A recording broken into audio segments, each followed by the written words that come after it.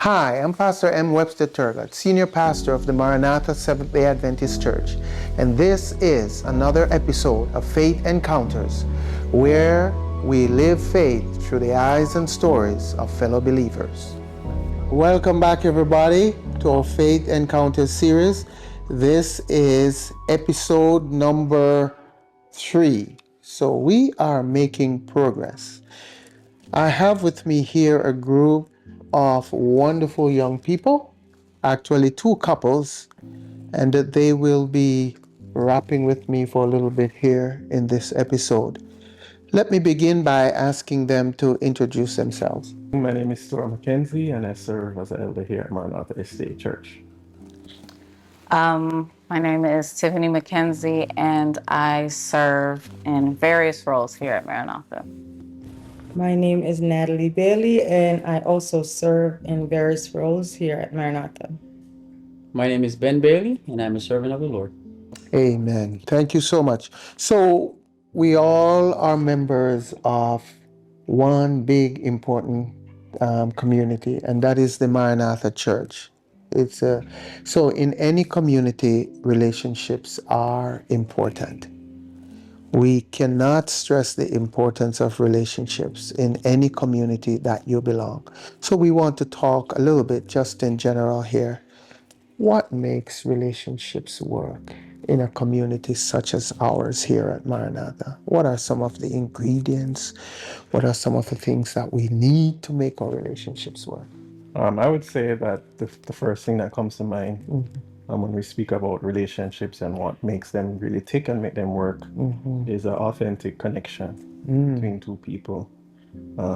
Whether it's, of course, a spouse, friends, even just family, people are related to each other. I think that authentic connection, caring about each other's needs, not making it a one-sided street is definitely important for a successful, strong relationship.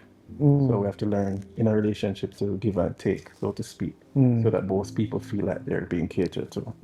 Yeah, I think that's a powerful statement because it suggests that I am not the only one in the relationship. Correct. That there are others in the relationship with their own personal needs and also needs that are important to the community. Anybody else who want to chime in? What makes relationships work? I think you have to be selfless. Like Stuart says, you can't always put yourself. You have to also learn how to communicate through being selfless. A lot of times we tend to speak more and listen less. So it's not always about you. There is always 2 sides to everything. So in that you have to put self aside in order to hear what the other person has to say or the other person's point of view. And that's where communication comes in. And I do agree with Stuart again, was that you have to have that chemistry and you have to have that. I truly do believe that in a relationship, you have to be friends with your spouse also. If you are not their friend, I think that's a big thing, that you have to be friends, because eventually the love may fade, but you need to learn to like each other. And if you can like each other, you could be, and I think that's some of the good keys of making a relationship work, things that make it. It sounds to me like, for want of a better term, that relationships to maintain relationships is hard work, or if we want to say a very important work, right? Yes, Important. both. Yes. Yes. Yes. Yeah. If you want to make it work, If we want to make it work. if you're in it for the long run. Yeah. Yeah. And in a Christian community such as ours, I would think that we all want our relationships to work, no, right? I am going to make that assumption Yes, and hold to for it. sure. Okay. Ben, what? I want to say respecting and understanding each other. Yes. There's a lot of times you're faced with different situations or different problems and issues, and you have to listen and understand so you can get to get a better understanding what's going on, and then when you do, then it makes the life a little easier. Relationship goes a little smoother because you didn't lash out at each other. You just you spent the time to understand what's going on, and if you didn't have that respect, that brings forth a lot of problems in relationships. But I love to listen to what she's saying. I try not to speak unless I'm told to speak.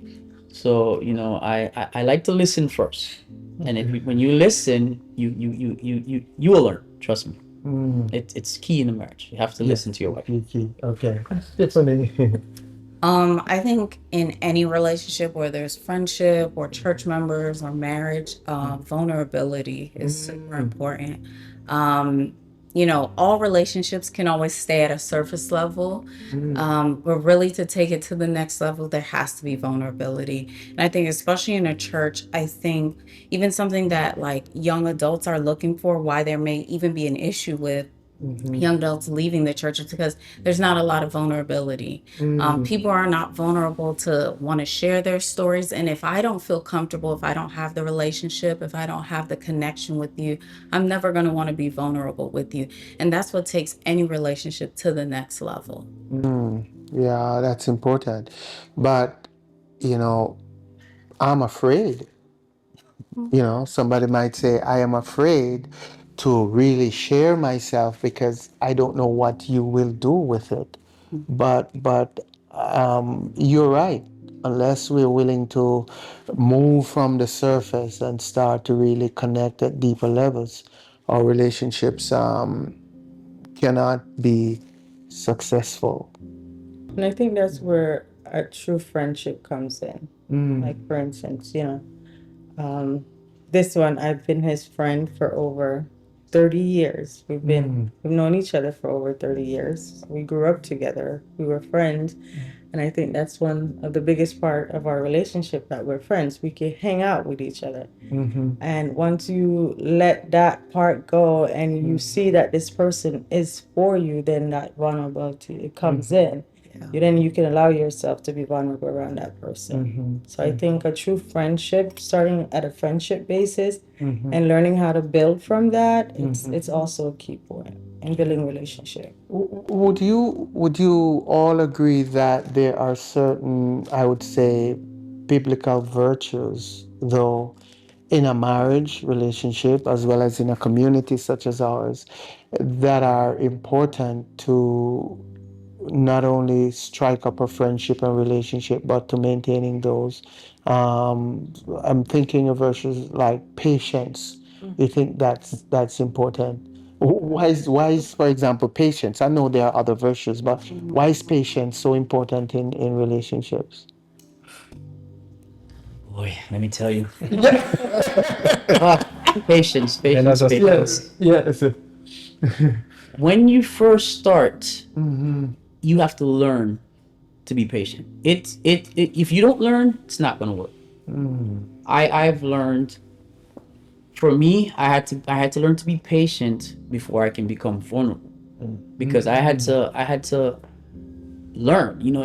Everything they say, trials and tribulations. When your marriage first starts, remember, we weren't living together before. We weren't doing anything together before. So now everything is, I get in the house, I put one thing in the wrong. Why you do that? Why did you put this there? What? So I have to learn now that living by myself is totally different from living with someone else.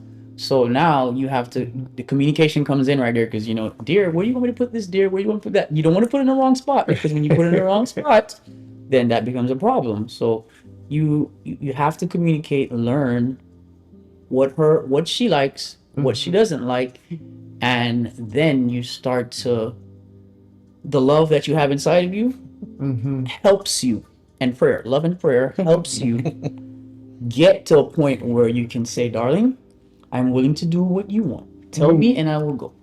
That's it's We are so impatient with one another. Let's just be honest with that, right? In our homes, in our marriages, in our church communities. But I guess patience says, I need to just take the time out to understand the next person, Definitely. right? What other virtues do we need? Pastor, just to piggyback, Mm-hmm.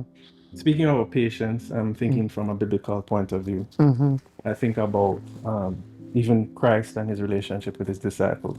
Mm. When we talk about when he was in the process of recruiting his disciples, Mm-hmm. we see each disciple had their own specific, had their own personality, so to speak. And we know, for instance, Peter, we know he's not a patient person, and we can see throughout Christ's ministry on earth for the 3 years that he was here, how he was patient with Peter. Peter was kind of like a firebrand out of all the disciples, and we see how over the years that he worked with Christ, how his character changed. He still was Peter, still authentic to who he was, but because Christ was so patient with him, he was able to grow spiritually. And after Christ, ascended to heaven, and he became an apostle and so forth, he was able to use that energy in a positive way. And I think that speaks a lot to how patience helps us to grow in our relationships, in our friendships. It's definitely a critical component, I would say. Only if I try and try and try and just remember. Remember, if you asked about what's another virtue, love. If you love me, you're gonna have to learn how to be patient with me. I'm not on the same level, and even biblically, and with your brothers and your sisters in church, we're not all on the same level. So if you say you love me, and you have to be patient with me to get to where you are, because it didn't take you to get to where you are overnight. It's not going to take me to get to where you are overnight. So you have to be patient with me, and it's a process. And the most patient and loving person that we all think of is Christ, and how he's patient with us. So if we think of it in that sense, how Christ is patient with us, and revert our mind always back to that with any situation. Okay, Christ is patient with me, so let me learn how to be patient with you. Christ loves me, so let me learn how to love you. So when we put that mindset and put him first, like we're always supposed to do, then it becomes a little bit more easier, because we understand what he does for us. He understands how he is with us, and we understand ourselves, who we are. We're not easy to deal with. We know ourselves that we're not easy to deal with. So we know that he's the only one that is able to love us and be patient with us and help us to get to where we want to be. So I think that, from that biblical perspective, putting Christ first, remembering that how he's towards us, then that will help us to interact with each other. How many of you still have room to grow when it comes down to patience, for example? Oh yeah. Every day. Right? Tiffany, it's not easy being patient. No. Yeah. I mean, some situations I feel like I can, and it warrants patience, because we talk about like understanding and putting yourself in a mindset to say, okay, this, that, or the other. But I think there are other times where sometimes you just have no patience, and I'm like, I literally have no patience for this at all. So I think it depends on like the relationships or the people that you're interacting sometimes. I think she's learning that from me, as a matter of fact. Yeah. Because between the two of us, I'm the more laid back, more patient person. So even in our relationship or friendship, during courtship, in our marriage, we've learned to get the best from each other. Tiffany is more organized, more of a on-point person. I'm a little bit more of the laid-back person, more patient. So I think we teach each other how to get the best out of each other. From that point of view. Yeah. So, there's so much more we could talk about when you look at what it takes for relationships to work. And I think I am sensing a part 2 is on the horizon as we continue this discussion. I thank you so much for sharing. Thank you so much to everybody for tuning in to our Faith Encounter series. May God bless you, and may your relationships grow from strength to strength.